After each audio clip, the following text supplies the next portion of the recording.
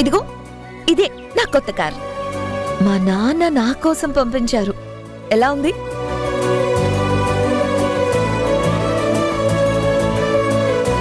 చాలా బాగుందక్క.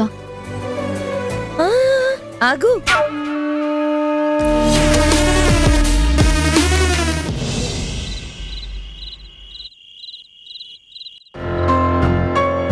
రేణు ఎప్పుడొస్తుందో ఫోన్ చేసి కనుక్కున్నారా? ఎప్పటికప్పుడు ఫోన్ చేస్తూనే ఉన్నాను.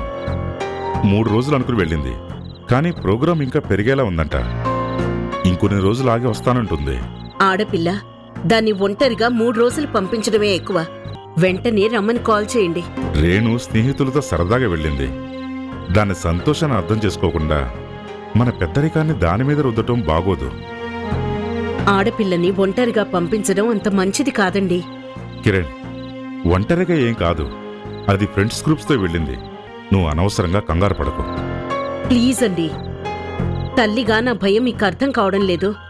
తిరిగింది చాలు, ఇక రమ్మని చెప్పండి. పిల్లలకి పద్ధతులు నేర్పొచ్చు, అలా అని మరీ హద్దుల్లో పెట్టకూడదు. ఈ కాలం పిల్లలు స్వేచ్ఛను కోరుకుంటున్నారు. వాళ్ళు తీసుకునే ఊపిరి కన్నా వాళ్ళకి స్వేచ్ఛే ముఖ్యం అంటున్నారు. ఈ తరం పిల్లల ఆలోచనల్ని, అభిప్రాయాలని మనం అర్థం చేసుకోవాలి. అంతేకాని వాళ్ళు కూడా మన తరంలాగానే ఉండాలంటే ఎలా కుదురుతుంది చెప్పు?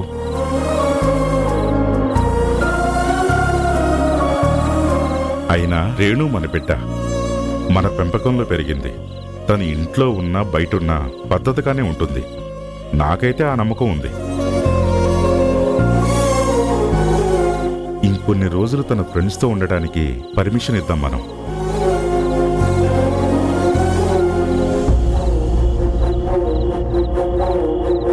ఏంటి, నువ్వు ఒప్పుకున్నట్టేనా?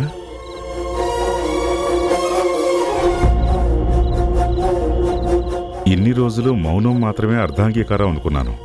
ఇప్పుడు చూపులు కూడా అర్ధాంగీకారంగా తీసుకోవచ్చా? నేను మౌనంగా ఉన్నా నా మనసులో ఉన్నది మీకు బాగానే అర్థం అవుతుందే. మనది ఈనాటి బంధం కాదు, ఎన్నో ఏళ్ల అనుబంధం.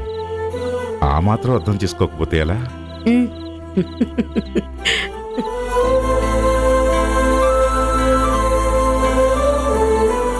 మా నాన్న కూడా అచ్చం మీలాగే మావయ్య గారు.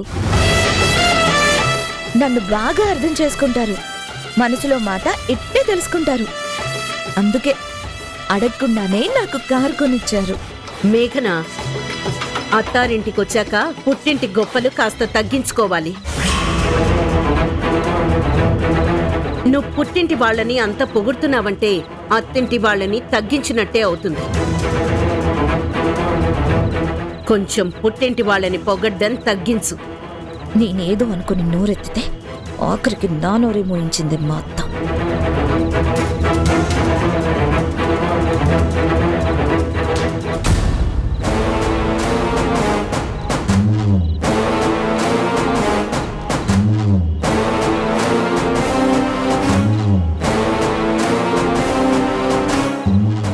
ఈ ఇంట్లో అందరూ కలిసే తినాలి. అది అత్తయ్య గారు పెట్టిన రూల్. నీకు నువ్వే వడ్డించుకుంటున్నావేంటి? ఆయన ఈ పూటకి గదిలో భోంచేస్తానన్నారు. అందుకే ప్లేట్లో పెట్టుకొని తీసుకెళ్తున్నాను. ఎవరి గదుల్లో వాళ్ళు భోజనం చేయడం ఈ ఇంటి పద్ధతి కాదమ్మా. నువ్వొచ్చి ఇక్కడ కొత్త పద్ధతులు మొదలు పెట్టుకో.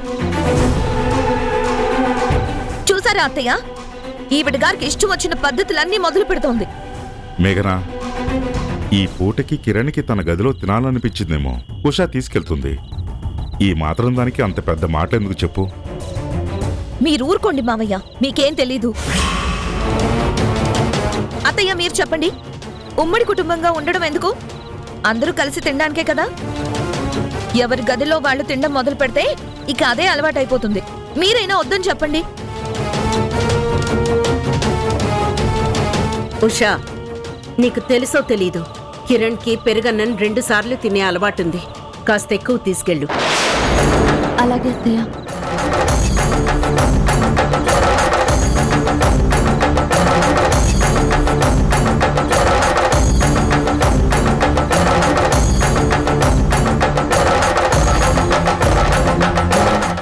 అత్తయ్య.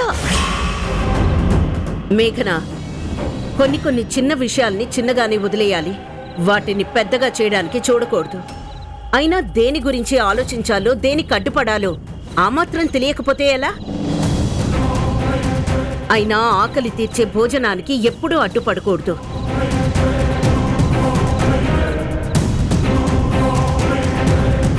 కాస్త మానవత్వంతో ఉండడం నేర్చుకో.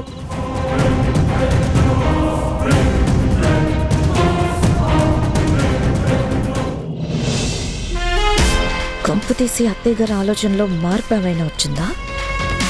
పెద్ద కోడలనైనా నన్ను సమర్థించకుండా నిన్న మొన్న వచ్చిన చిన్న కోడల్ని సమర్థిస్తుందేంటి? ఇదే కానీ కొనసాగితే చిన్న కోడల అధికారం పెద్దదైపోతుంది. పెద్ద కోడలనైనా నేను ఆవిడ ముందు చిన్న బుచ్చుకోవాల్సి వస్తుంది. అదెట్టి పరిస్థితుల్లోనూ జరగకూడదు.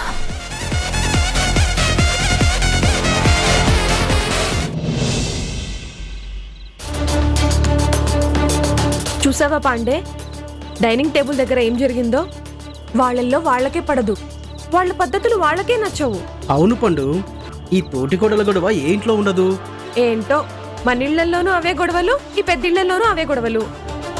ఆస్తులు అంతస్తుల మధ్య తేడాలుంటాయి, కానీ అందరూ మనుషులే కదా.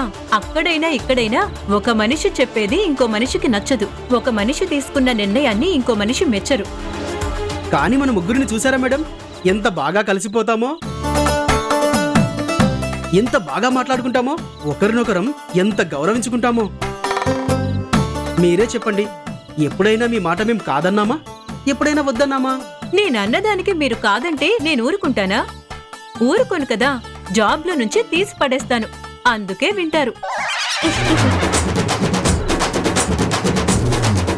అయిందా? ఇప్పుడు బాగా అయిందా? ఇంప్రెస్ చేసేద్దామని తెగ ఎగబడిపోతూ ఉంటావు. ఆవిడ మాత్రం నీ మాటకు ఇంత విలువ కూడా ఇవ్వదు. అవునులే, విలువ ఇవ్వని మనుషుల వెనకే ఎగేసుకుంటూ వెళ్ళిపోతారు జనాలు.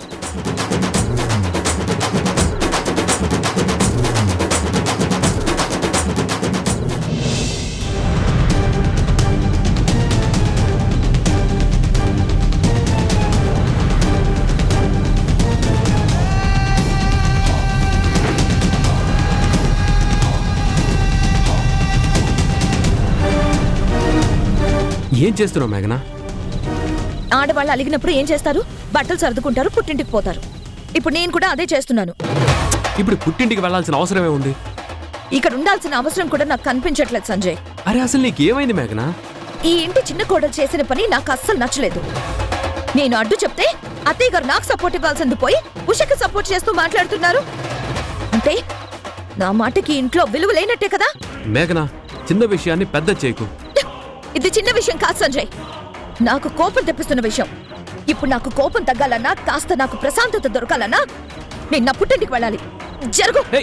మేఘనా, మేఘనా, మేఘనా ప్లీజ్, నువ్వు వెళ్ళడం నాకు ఇష్టం లేదు. ఈ ఇంట్లో నాకు విలువ లేనప్పుడు నేను ఇక్కడ ఉండలేను. నీకు విలువ లేదని ఎందుకు అనుకుంటున్నావు?